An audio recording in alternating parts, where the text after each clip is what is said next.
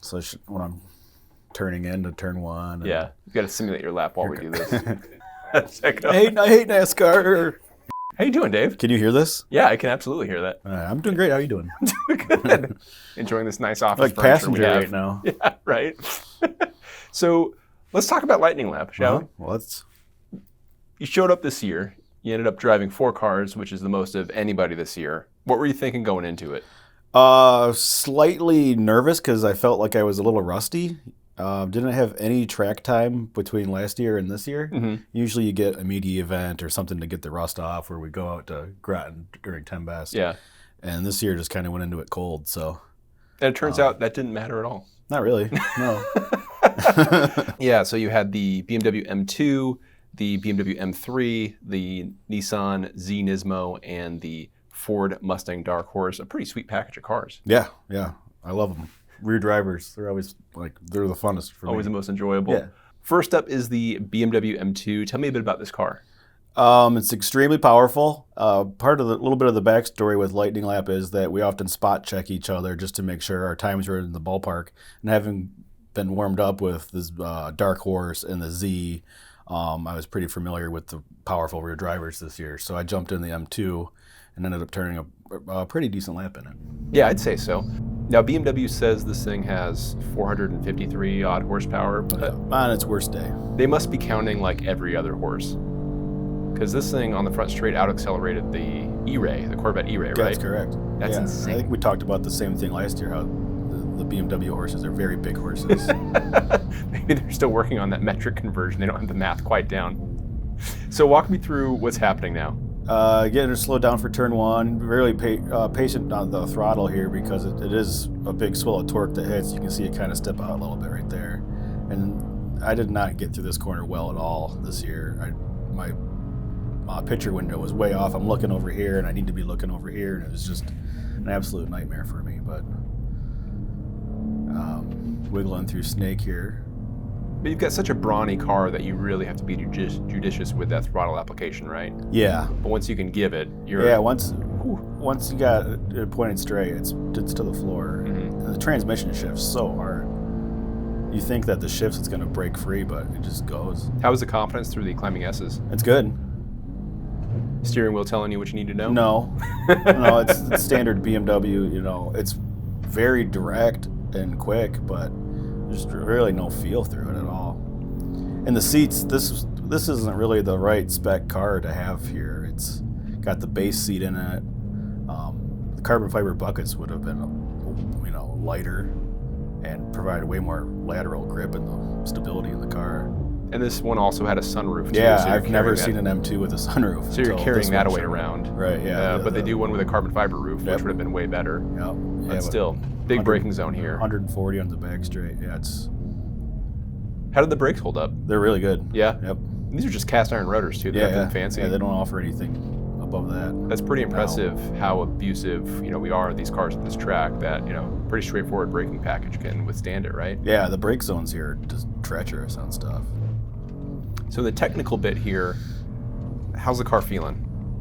It feels really good. There's not a whole lot of roll. There's a little rear tail out action there. But again, yeah, the steering is really precise through here. You can place it kind of wherever you want. It's just like we just talked about. There's no feel as it loads up through there. You see me kind of moving around in the seat quite a bit too. Yeah. I'd really like to have that other seat. So you want that feel in the wheel, which you don't get, and you're just waiting for when you can keep adding the throttle in to get that acceleration, because that's where this car's strength is, it seems. Yeah, I kind of overshot that a little wide there. Bit, but again, I think I only did 4 laps in this car. Oh, wow, okay. It was pretty limited. Yeah. It was at the end of the day on day 3, and just so happened to be a pretty quick lap. Just found the time. Yeah. Yeah, this thing hauls. It's so fast. Yeah, these engines are just fantastic. Monsters. They just pull and pull and pull. It's relentless.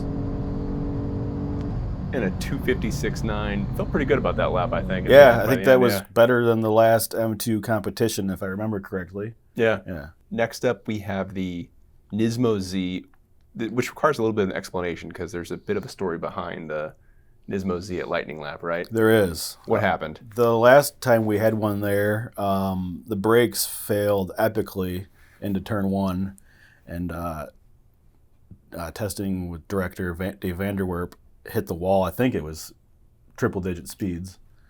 Put it in sideways, and so we haven't had a Z since then. We didn't get one when the new one, current generation, launched, and now they have the track version, which is more track rated, ready for severe duty out there. So when it was time to select cars, we're all standing around the board, and Dave had that look in his eye like, no, I'm not doing it. So I stepped up to it. Definitely first morning out there, going into turn one, that thought is in my head like, will these brakes withstand what we're going to do to it for the next 3 days? And turns out they're just fine, and they're actually pretty good. What I love too, I think you pointed this out in your story, is that Dave opted for the 1,200 horsepower Yes, Lucid Air Sapphire instead of the Z NISMO. Right. The last two cars were the Sapphire and the Nismo, and he took the 4-digit horsepower electric vehicle over electric sedan. Yeah. Instead of the track optimized. So knowing that going into it, but ultimately it seemed like it turned out pretty well. Let's watch this lap. So this is automatic only, right? Automatic only, 9-speed automatic. How did the transmission hold up? It was really good. It never got hot. It never did any wonky shifts that I can really remember. It always seemed to be in the right gear at the right time. And you built up plenty of confidence here because you're at the 4, it looks like. Yeah, over 3 days, just got more confident braking later and later and later. And they put new rotors and pads on it for the last day too. Okay, which helps a lot. Yes. But again, this is one where you have to be pretty patient with power. You had a bit of a moment here earlier, right? I did. I had a pretty good lap going, and I clipped that inside curb a little much and spun it at 70-something miles an hour. Always a good time. Yeah, and you're looking around, and you're seeing tire wall and stuff go by, but I ended up not even going off the track, so that was cool. It looks like a pretty tidy car too. I don't see a lot of corrections like I saw on the M2. No, it's really good, nice to drive. Yeah, a lot of traction. Yeah, it's not on fancy adaptive dampers or anything like that. It's just passive dampers, and they really get off the curbs well. Felt good through the S's? Feels really good through the S's. There's even a little feel in the steering wheel when it loads up. So, yeah, it's quite enjoyable to push to the limits. The diff was not happy by the end, though, right? No. Lightning lap protocol, we kind of do like a hot lap, cold lap, hot lap, cold lap. So it's not constant abuse, and even doing that, I was seeing almost 400 degrees indicated on the cluster, which Nissan says is okay, but I think the red line for temperature on the Mustang was at like 280. Oh, so, jeez. I don't know if they've got some crazy, magical diff fluid. Yeah, but it was burping up over the exhaust. Yeah, right? it pushed it out to the vent tube and on the exhaust. And if you're familiar with how differential fluid smells like, it's terrible. It's not a fun smell. They don't make an aftershave in that scent. No, you won't find that scent at the Yankee Candle factory. So if you're going to do a track day in your Z NISMO, get a catch can, right? Something like that. There has to be some aftermarket options for it. Did you ever try to use Scott Speed's line through here? No, I'm not one for 2 on the curb, 2 in the grass. But now that I see that everyone's doing it, I think I might change it up for next year because it seems like it's pretty beneficial. And by everyone, you mean Scott Speed and Dan Edmonds? Yes. Yeah. The only 2 people who I think do that. Casey says he's done it a few times. Yeah. I'll have to scrub through the videos and see if I can find evidence. Yeah. But he scolded me one year for going off there and putting rocks and dirt in the track. So I was like, okay, well, if you're doing it, then I'm going to start doing it. But yeah, through Hogpens, it's good right there. The steering wheel kind of loads up, and there's good feel through the car. It's quite enjoyable to drive, like I said. Engine's powerful.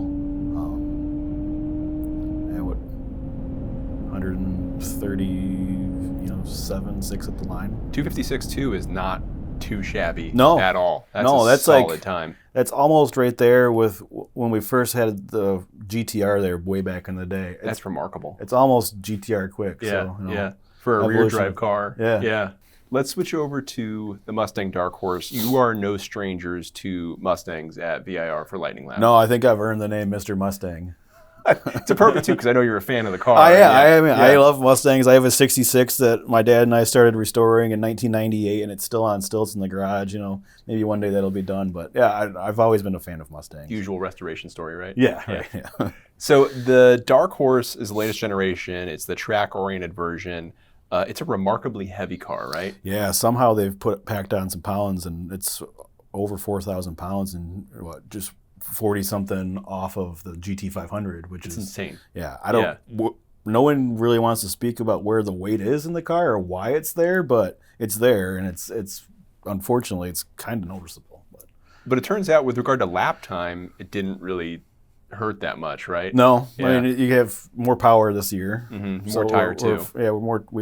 It's got really good tires. We're at 500 horsepower now, 500 naturally aspirated horsepower. Yeah, so that's great. The first thing I noticed when watching this lap is how close the gear ratios are. Oh yeah, there's no point in trying to pull the paddles because you'd be all over it. It's just, no. It's so short, so close ratio. With the brakes on this car, oh my gosh, it's like, all right, maybe I can brake at 3, but it's like, 3.5? These tires, though, we saw this too at 0 to 50 to 0. The amount of longitudinal acceleration that these things can take and deliver is pretty remarkable, right? Yep. And you are on that gas, so it feels like you're on the throttle way earlier through a lot of these sections than you were in some of the other vehicles. Yeah, the Mustangs just speak to me. I really like to drive them. And I don't know, I just feel really comfortable in them. Same with the Camaro too. But yeah, the whole pony car thing, I just really enjoy them. That's why I drove all the rear drivers this year, right? Turns out it's a really fun kind of vehicle to drive, right?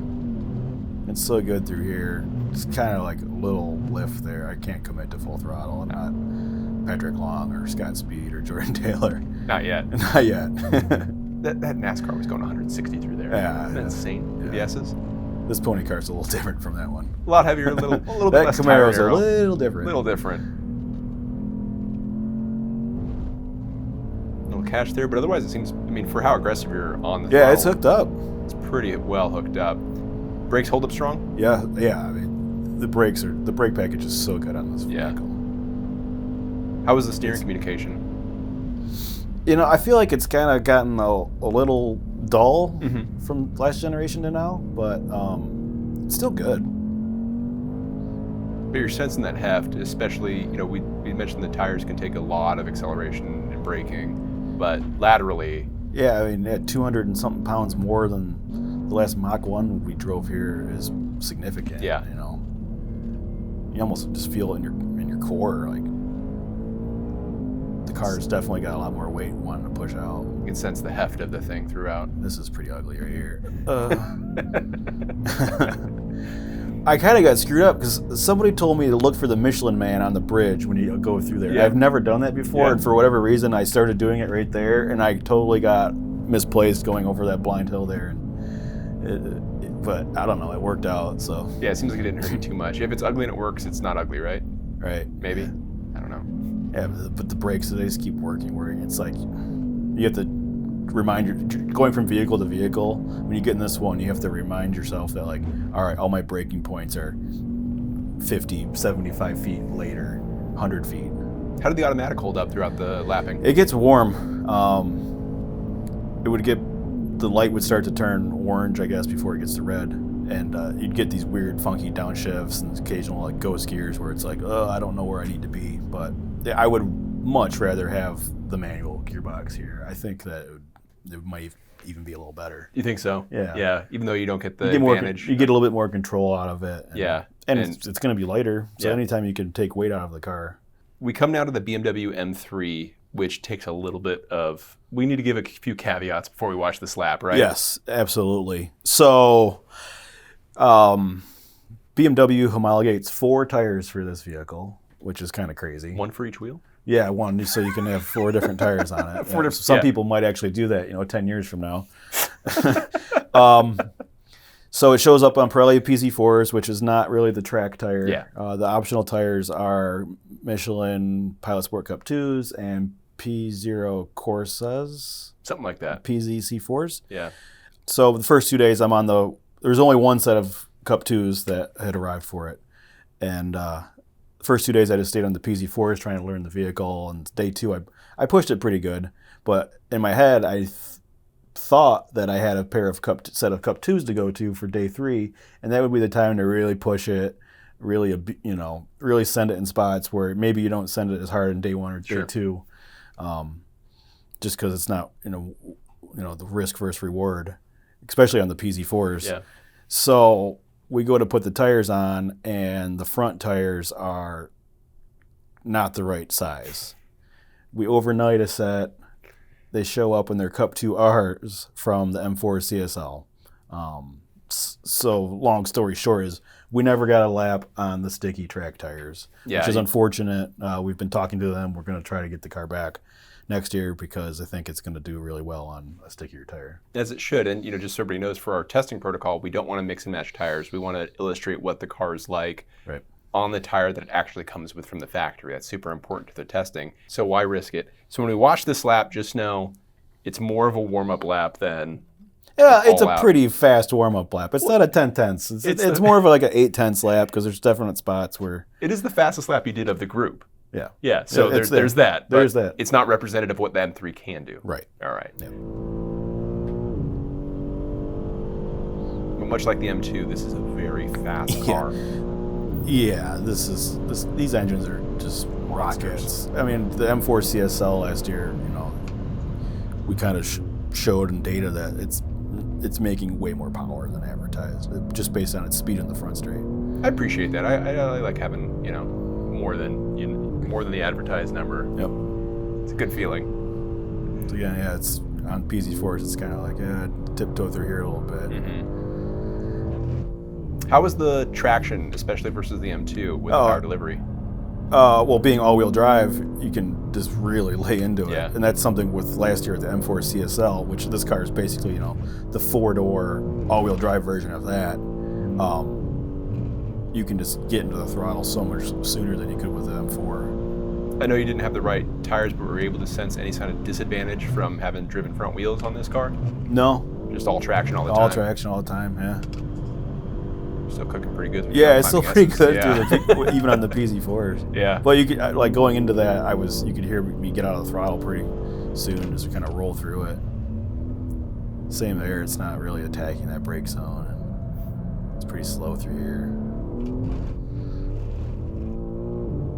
Yeah, I think the M4 did a 247 and change, and I think this car has easily got 2 seconds on that with the proper tire. Yeah. I don't know if it would compete with the Sapphire, but I think it might be pretty close. Like that braking zone is all screwed up. Because again, I'm out here just thinking I'm learning the car. It's not. I didn't think this was going to be for time lap. Right. Well, the cameras capture all, fortunately, right? Yep. So do the data loggers. Including when I almost spun it on the first time out and the we cold tires. Yeah, we got footage of that. Yeah. 300 feet into, or 600 feet into the first lap of the week, it spin it in turn 1. But yeah, the car just accelerates so hard. Mm-hmm. And again, this is another like ZF transmission calibration where it's like, how does it stay together? The shifts are so hard. But the transmission stayed fine throughout all the laps. Oh, right? yeah. I've never had an issue with the ZF out here.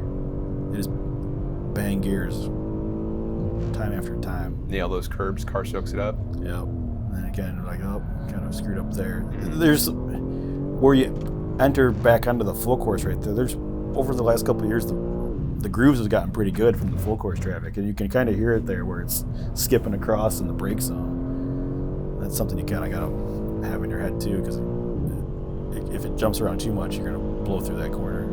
Not blow through it, but carry it too wide. And across the line, 250 flat. Yep. Not bad for a warm-up. No, not bad. That's 3.5 seconds quicker than the M3 competition that we did. So, how'd you feel overall? I don't know. I kind of always go away disappointed, like knowing that there's probably more in the car, But that's, I don't know. There's always more in the car. There's always more. We're not pros. We're good. We're pretty good, but we're not professionals. I think you are literally a professional. I am? Yeah. All right. You're getting paid to do it, right? I guess so. Yeah, I gotta work on like free gear and stuff and all that, huh?